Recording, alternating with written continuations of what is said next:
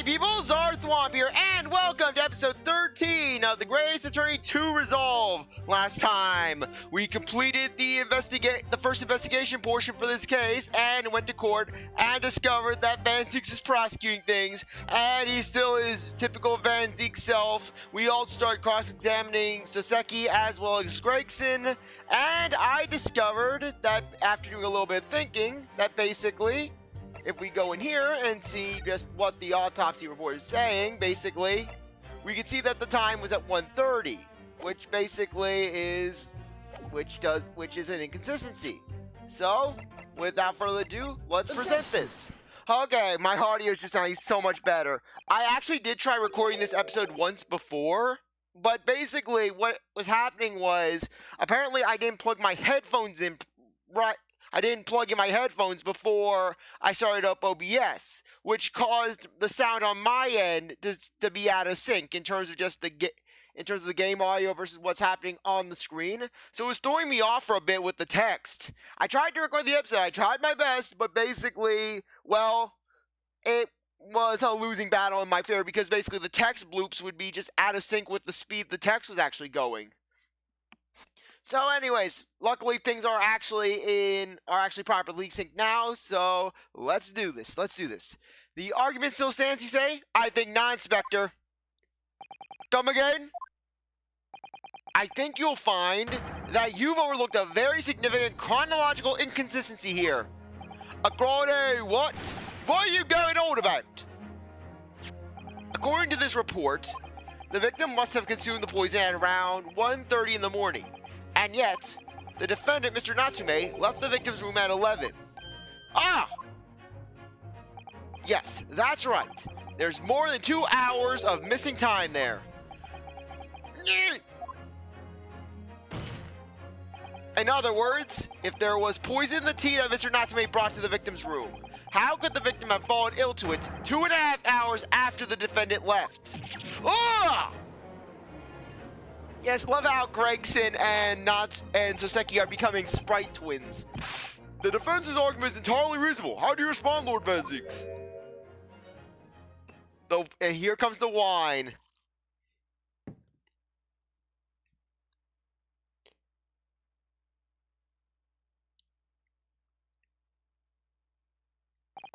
Pray forgive the discourtesy if my mind has wandered. I was considering what cuisine would best complement the contents of my hallowed chalice this luncheon. How could it have happened, you ask? I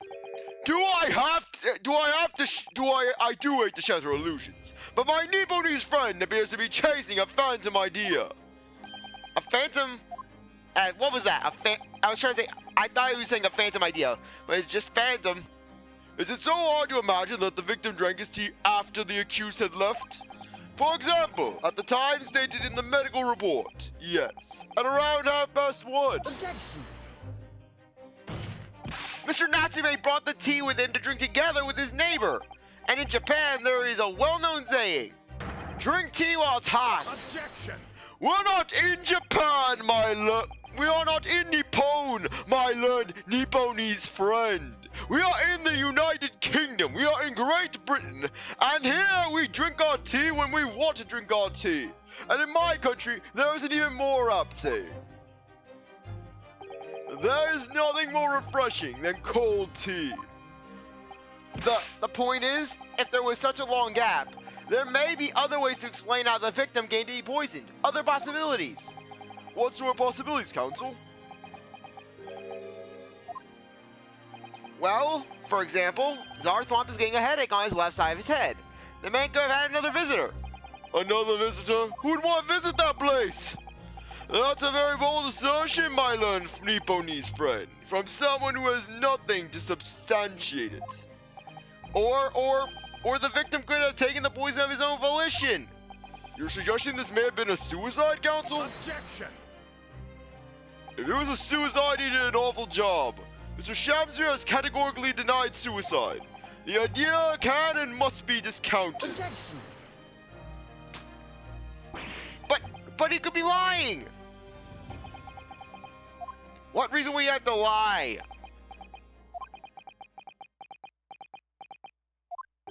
Is something wrong, Lord Van Zieks? I was listening to the sound of the carriage pulling up outside the courtroom. Hooray, forgive this courtesy. Carriage? What carriage? It would seem that the key player in this case has just arrived. Hold it! I actually know who's voicing this for once. Out, out, brief candle, life's but a walking shadow. A poor player that struts and frets his hour upon the stage, and then is heard no more. It is a tale told by an idiot, full of sound and fury, signifying nothing.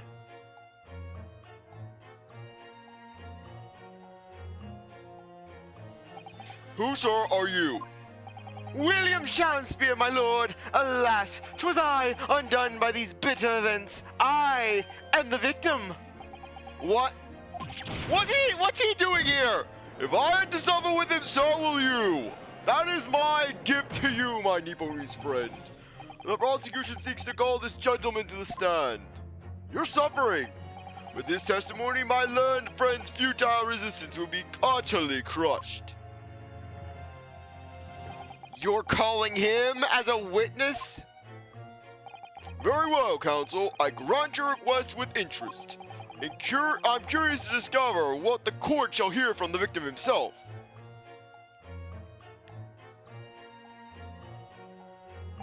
Happy am I, Shamspeare, to regale thee with my tale of woe, my lord. But, I shall my own tale tell, my own tale of worse woe. I can regale the court with the tale of my perfect innocence in perfect English. That will do, Mr. Natsume. Let the court now hear from the victim.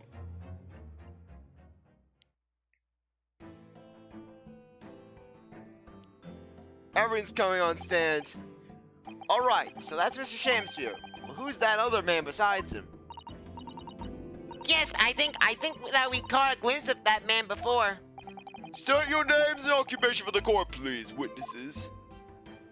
A writer of words so sweet they do scent the breeze, an inventor of ideas so profound they compose the earth.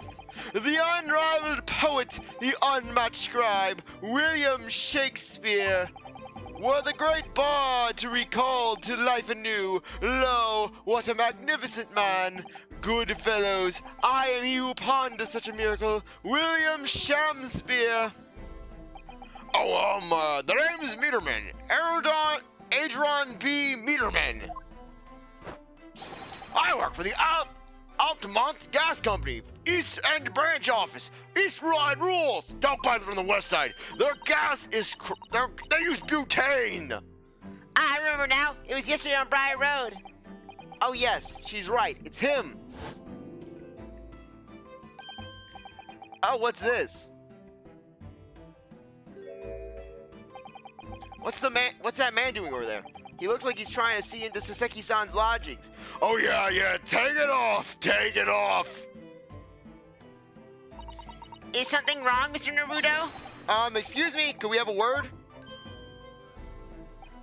Ah!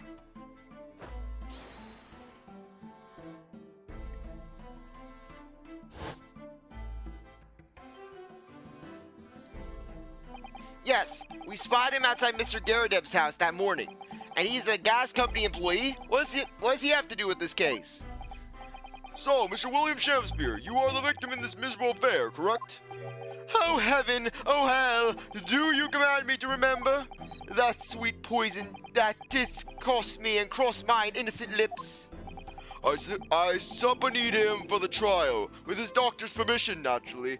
Though his doctor was very eager to get rid of him. His doctor was actually thanking me. His doctor actually gave me wine. Of course, I threw his trash wine away because I am a connoisseur. I have my own wine.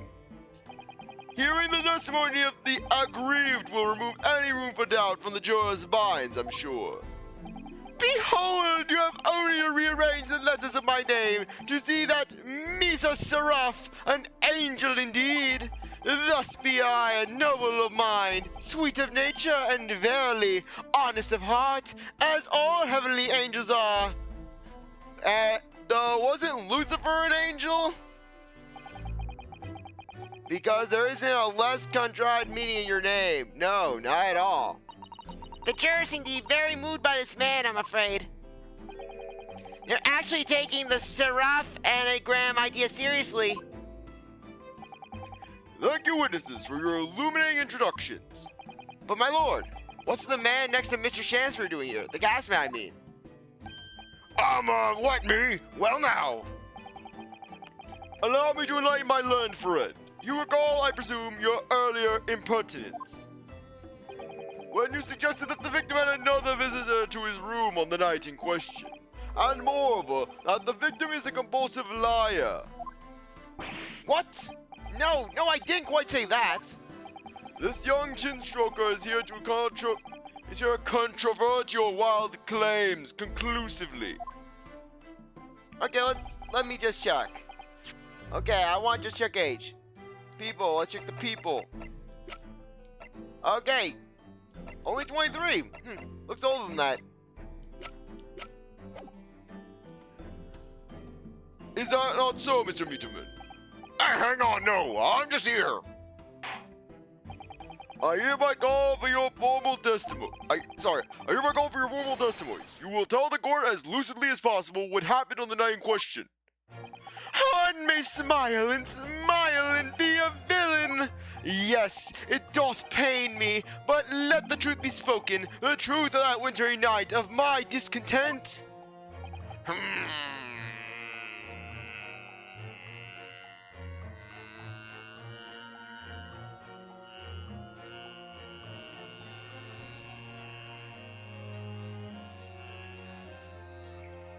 Had to do that, sorry. I don't know if it was picked up on my mic. The wintry night discontent. The snow lay about my neighbor cometh in the evening, bearing a gift of tea. But merry, bitter was his drink, and when he left, I did fall prostrate on my table. 'Twas the tea alone did pass my lips that late hour, naught else.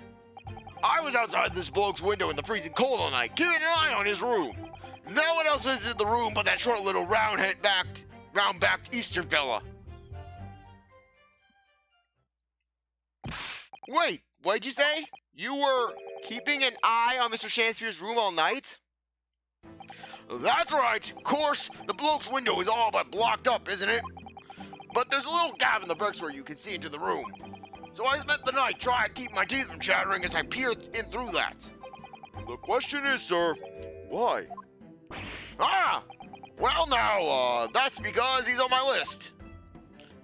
What a piece of work is a man! Wherefore wouldest thou not share in thine wonderment?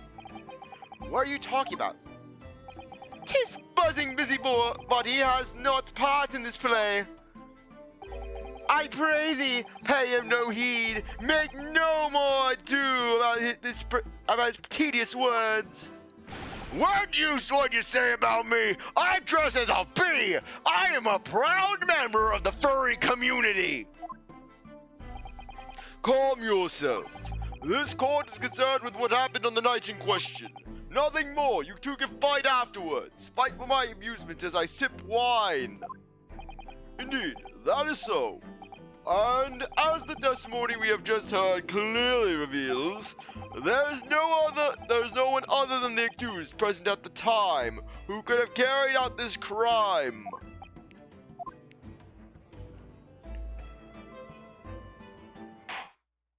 Yeah, only show 4 of the jurors. Well, I believe this may be the final testimony of the trial. Now, counsel, the defense may proceed with the cross-examination. Yes, my lord.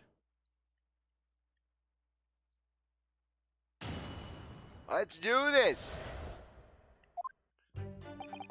First one. Hold it! To be clear, by neighbor, you are referring to the defendant, Mr. Natsume. Oh, indeed, sire. Perchance thou wouldst I call him the man from upstairs? And at what time did the mustachioed Nipponese visit you in your room? Our meeting was promised for the hour of 9, and lo did he come to tender a gift of fragrant tea. Details of which are in accordance with the defendant's own testimony, yes. And we were broiled in such a literary debate as history hath not seen before. By which I presume he means... Their discussion about who is the stronger, Romeo or Juliet. I, Shamspeare, did play the part of young Romeo, while my neighbor played the fair Juliet. Each was just as would our characters be, to bring weight upon our merry experiments. I dare not imagine the scene. Frerity, thy name is woman. Canst thou imagine how dismayed I was? Yes, I had heard of the Eastern art of jujitsu, but ne'er did I dream 'twas be a skill practiced by the comely maiden. Juliet beat Romeo up. This is not helping our case. Now I can imagine Soseki using basically a pile driver. Yes, Shamspeare was suplexed by Soseki while Soseki just screamed. Soseki did a throat chop.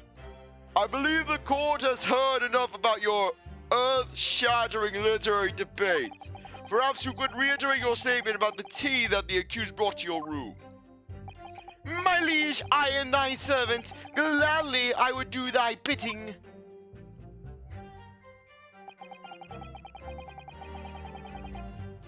Hold it! Let me stop you there. Mr. Natsume left your room at 11 o'clock, but it wasn't until after 2 that the poison made you collapse. That amounts to more than 3 hours of missing time. I will now dance for you, the dance of the swan. If the defendant had really put the poison into your tea, that 3-hour window of time is something you're going to have to explain. Gladly, 'tis an easy task. What? I did drink the tea, not while my guest did his tarry, but after he took leave of me. Faith was stone cold, but at 1 hour post midnight, verily were my lips parched. That doesn't sound normal. Does anything about this man come off as normal to you, Ryuunosuke? For that matter, does anyone? Does practically 90% people in the Ace Attorney universe come off as normal? Nay, 'tis quite ordinary, sire, after all. Thou wouldst recall our fiery debate. Amidst such argument, there'd be no time for fiery tea. Romeo and Juliet again, and who was stronger? Mr. Shamspeare, in summary, allow me to confirm. Did you not come here with the intention of naming your attacker? But of course, my liege, 'twas the stooped lover of words that attempt to shuffle me off this mortal coil. We all know what that means.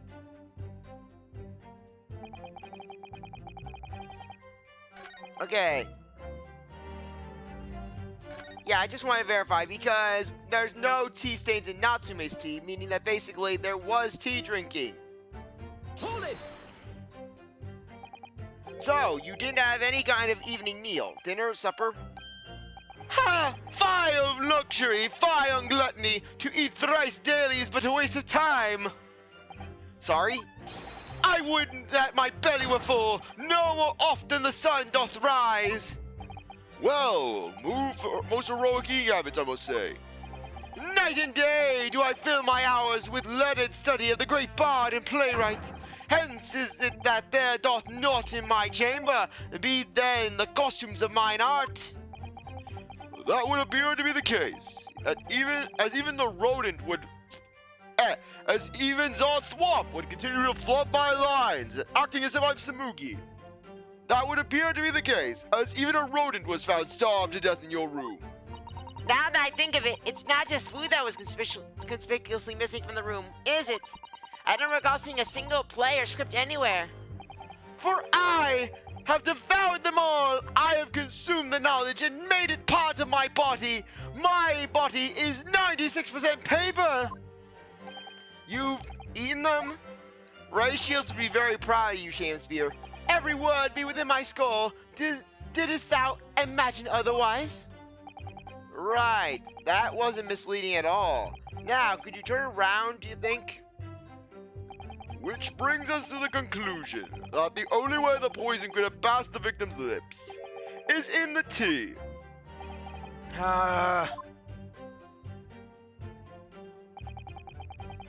Okay, Hold it! next statement.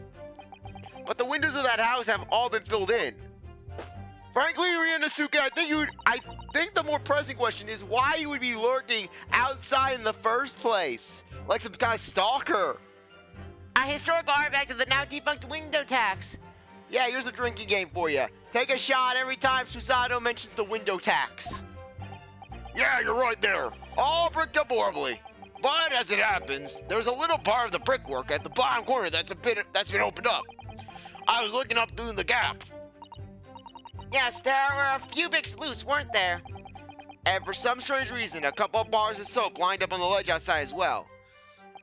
I don't like going around poking my chin in other people's business, especially on freezing cold nights. But them's my orders, so that's what I'll keep doing, as long as there's breath in my body.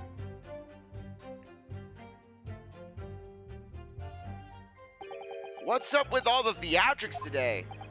Out of interest, Mr. Meterman, after the accused had left and returned to his own lodgings, did you see the victim leave the room at all? No, he never left. He was in that room the whole time, as far as I'm concerned.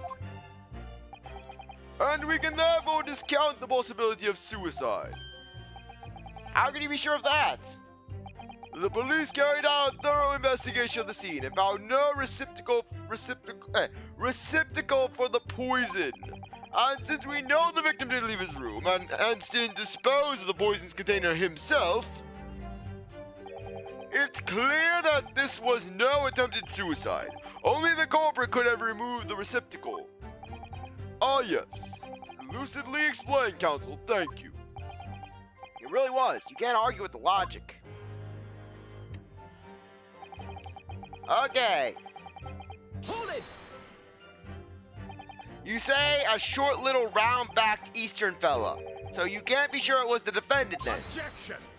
How many Nipponese are roaming about?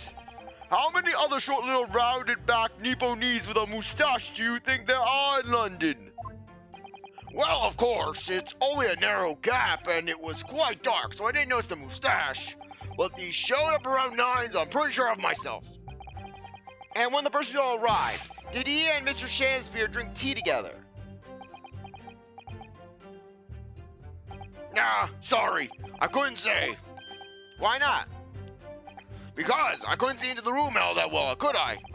But what I did see was the silhouette of that little round-backed fellow wearing a pretty dress. Then the pair of them started some kind of wrestling match. I tell you, I didn't know what to make of it. I told my boss, I said, "Boss, you're not paying me enough for this. I demand a raise." Oh, of course, I was getting flack, but I said, "You see that? I've seen Shakespeare wrestling. You don't know what I've seen." Huh. I suppose that was the Romeo and Juliet championship battle getting underway. Mr. Meterman, allow me to confirm one final time. Apart from the accused, can you say with certainty that no one else visited the victim on the night in question? No question. Gassman is honor.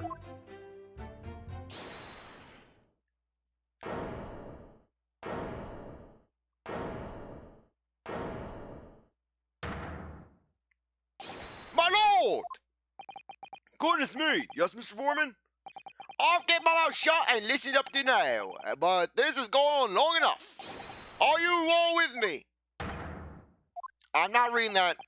Are we to understand that you ladies and gentlemen of the jury are in agreement with one another? That you've reached a unanimous decision? Tell you what we have. Are you all with me? Wait, no! The defense is in the middle of a cross-examination. To be honest, I was holding out a bit of hope for you, young man.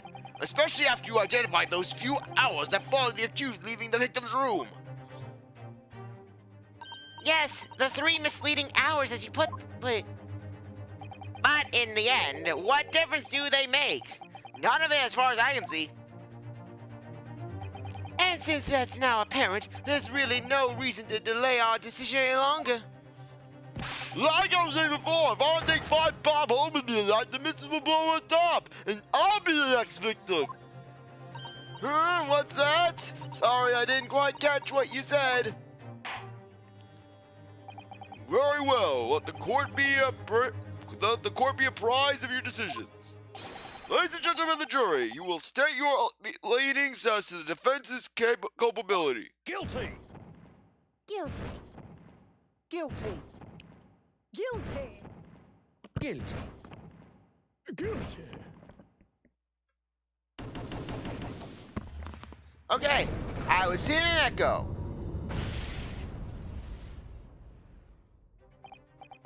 All of you? Well, it would appear that the jury is indeed unanimous. Yeah, sorry if you heard a little bit of an echo. Apparently I did not mute my television.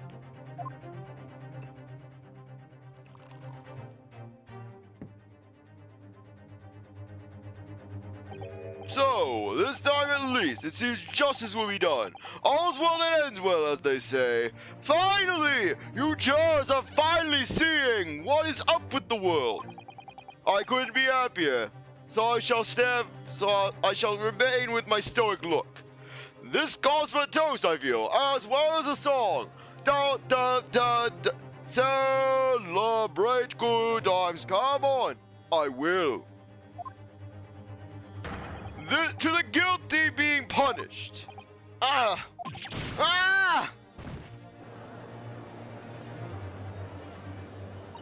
God, Mr. Naruto, please! The trial isn't over yet. What do you mean, Mr. Sato? What about the information I found in this encyclopedia of British law I have? That obscure right that belongs to the defense in these situations? Remember? We did this just 2 days ago? A summation examination. Yes, that's right. We don't have a jury in Japanese courts, of course. But here in a British court of law, if we can reverse the decision of a majority of the jurors, we can force the trial to continue. This trial can't end now. Whatever it takes, I just can't let that happen. The defense moves to invoke its right to a summation examination, my lord. Every every blasted time in my courtroom. Why am I not surprised at my learned Nipponese friends' inability to admit defeat again? You choose to cling desperately to some archaic rule you barely comprehend instead of accepting the truth. Certainly no other defense counselor in recent times has exercised the right to a summation examination. Because they all know that once the jury's mind is set, it cannot be altered, except in the multiple occasions in which it has been altered. Nevertheless, the right remains and must be upheld. The defense counsel's request is granted. The court will proceed with the summation examination, as outlined in the Encyclopedia of British Law. Thank you, my lord. And you and your fellows prepared, Mr. Foreman? Believe me, my lord, we know all about this young lad's tenacity. And we're ready for it. Very well. In that case, ladies and gentlemen of the jury, I hereby call upon each of you to state the grounds upon which you find the defendant guilty of the crime for which he stands accused. Judicial findings. The contentions. The victim may not be well off, but he's a noble man and straight up. There's no reason to doubt the man. Well, I do declare the good gentleman has no reason to lie. In fact, I think he's rather splendid. Just look up the accused by comparison. He's Japanese, stoops at all the while, and has a mustache. Very fishy. There's no evidence to suggest the gangling actor is a fraudsman, for now at least. Yeah, I really don't get it. I just need this trial that quickly. 30 hours of missing time is nothing when you reach my age, you know. Nothing at all. I knew it. Every single one of them seems completely convinced. It would seem that all the jurors I've come to the conclusion that Mr. Shamspeare is a fine, upstanding, and honest citizen. If you ask me, they've all been bewitched by his strange theatrical movements. And sadly, nothing Mr. Natsume has said appears to have registered at all. Well, here it goes. Let's not forget. I pleaded with the jury on Soseki-san's behalf before and it worked. So you never know. Before we begin, it might be an idea for me to remind you exactly how a summation examination works, Mr. Naruto. Oh? Can I get the no? Can I refuse? Well, you're still very new at British law after all. And we just did this 2 days ago. On 2 separate occasions. That's true, I suppose. And Soseki-san's fate is entirely in my hands now, too. There's always a chance I might have forgotten some crucial detail. Perhaps I should hear Susasan out. I wonder, should I let her talk me through it again, or not? No need. I already know how to do this. Thank you for the guide offer, Mr. Sato, but I've been through plenty of these summation examinations already now. 3 to be exact. I think it's important that we don't delay the start any longer than necessary. Of course, I understand, and I'm quite sure you're right. If you're confused by anything at any point, you can just turn to me for advice whenever you like. I'll be there for you. The key to this is really listening carefully to each juror's statement. Finding 2 that are contradictory and pitting the corresponding jurors against each other. Without further ado, please, counsel, proceed with the summation examination.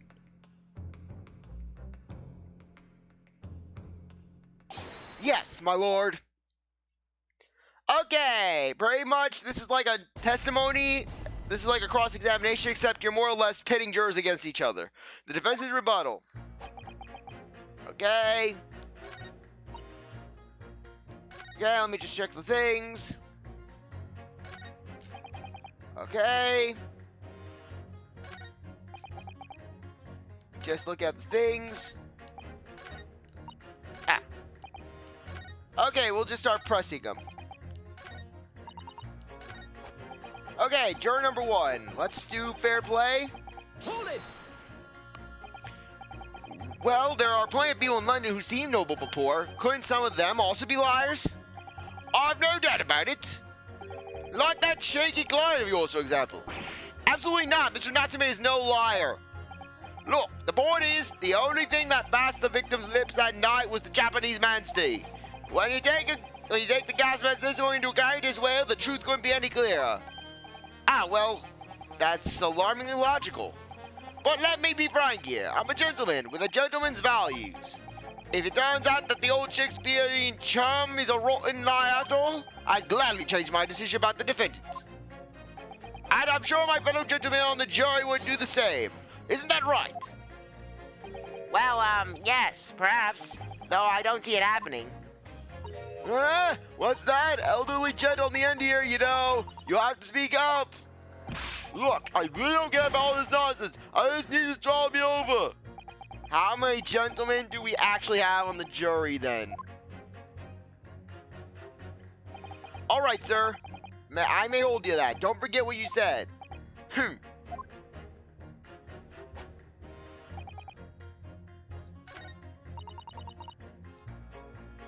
Okay. Hold it! Let's do this. Are you saying you believe the man to be trustworthy because he's rather splendid? No, that's not what I said. The point is, the man is the victim here. What reason would he have to lie? And yes, he is rather splendid. So you say, yet again. Meanwhile, the man who stands accused behaves so suspiciously, it's exhausting to look at him. I'm afraid he's not splendid at all. Splendid logic here, madam. Thank you so much. Hold it! Okay. No. Not one of those things is a reason to find the man guilty.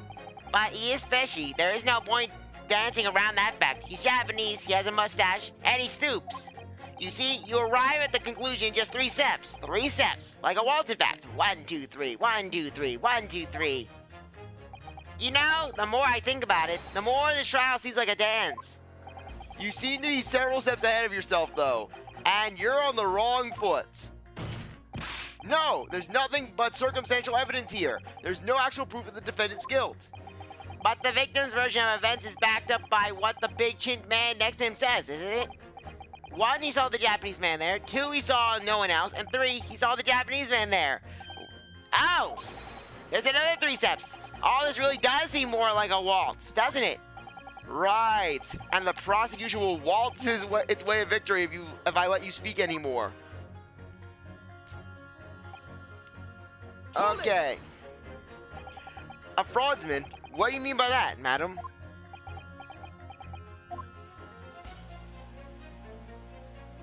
It really is a most tiresome problem for the company, most irritating. We can be absolutely certain that a customer is stealing from us, but without hard evidence, we can't even threaten to take action for fear of being sued. I'm sorry, you lost me a little there. Who are you?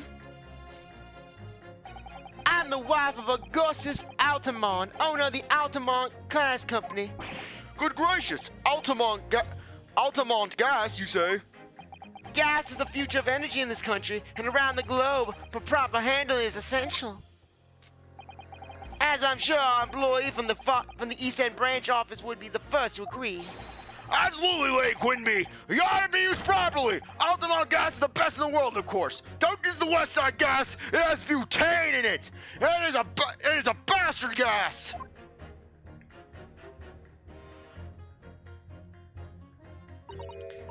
I think we may have solved the mystery of the bow from earlier, Mr. Mr. Naruto.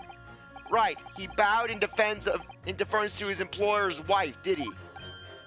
So would I be right in assuming that the reason Mr. Meterman was watching what Mr. Shamspeare was up to in his room?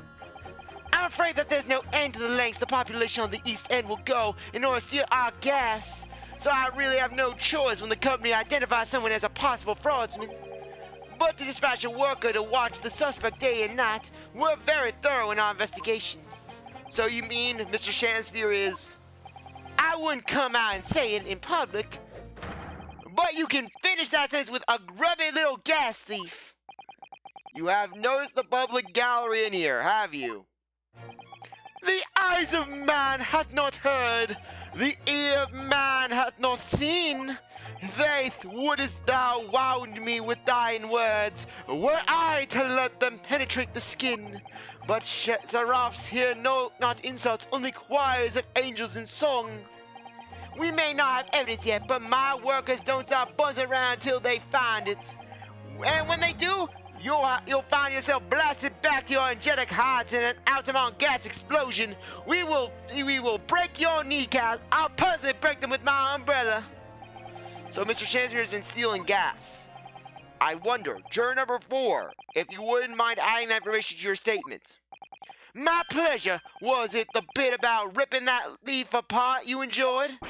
A little before that part about abject violence, if it's not too much trouble. Yes, of course. This could be it. This could shift the balance. Pit you against juror number 1. Objection. Those two statements clearly contradict each other. Good gracious. To whose statements do you refer, counsel? Juror number 1. Hey! What are you yelling about, lad? I presume you've heard juror number 4's statement, made by the wife of the owner of Altamont Gas? Well, yes. The victim, who you claim to be a noble, straight-up man, in fact, turns out to be a common thief. So the good lady says, but there's no evidence, is there? You and I both heard them say as much. It's true, we don't have evidence as such, just yet. But the claims aren't baseless, you know. What? You heard me, seeing as his operation has already been compromised. I would suggest that the court hears testimony from our East End branch office employee over there. I'll do whatever you say, my lady. Gasman's honor.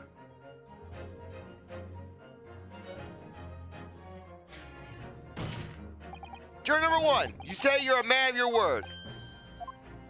If I could show you that Mr. Shamspeare's a liar, you assured me that you would reconsider your decision about the defendant's guilt. Yes, I did say that. And as a man of honor, I will hold up to it. As I'm sure the other gentlemen of the jury will. Me? Oh, well, yes. Now that you found out the man's a liar, perhaps we ought to consider the matter further. Well, if I'm perfectly honest, I haven't heard half of what you've all been saying. So if it means you'll recap a few points, that would suit me down to the ground. Oh no, I'm having 8 bottles. I wasn't sure I'd be done with. In that case, I shall change my leaning. So, Mr. William Shamspeare, if that is your real name, we of the jury demand to know exactly what kind of man you really are.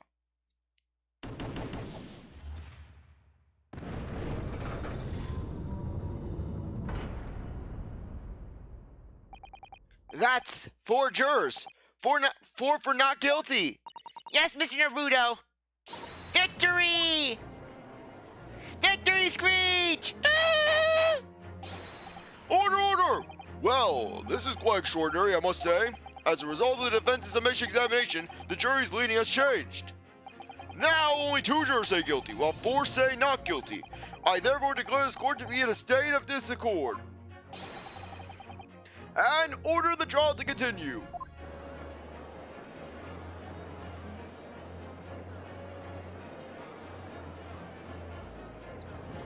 Every time.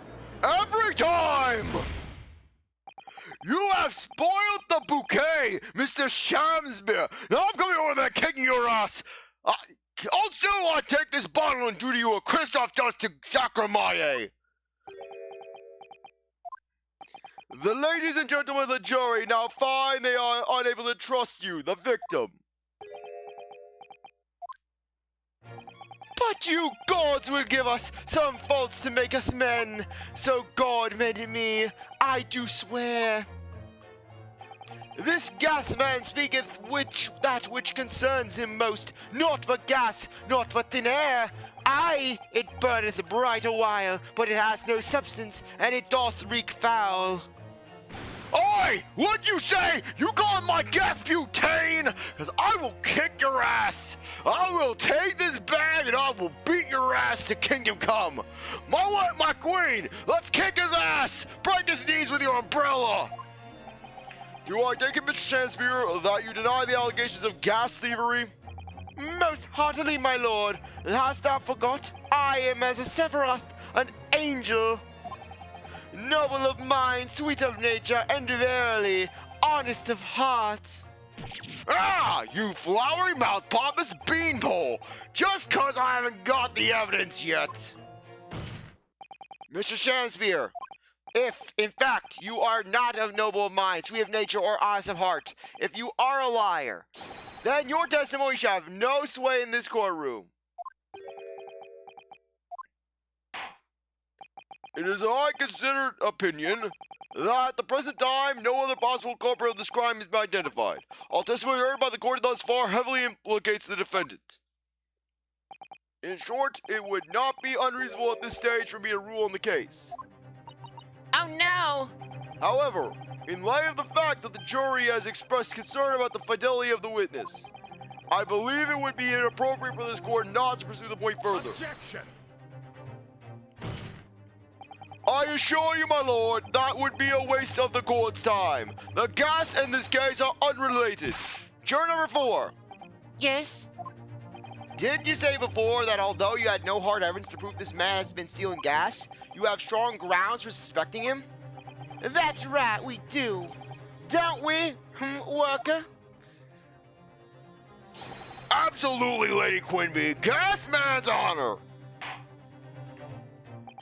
Very well then, we will hear your testimony now. Or in the next episode, because I think now would be a good time to end things off. Anyways, I really appreciate that you stuck around to watch this episode. You're a great viewer, and I hope you come back for the next one. If you like this video, like, subscribe, comment, share, do whatever you want. With that, I'll see you next time. Bye.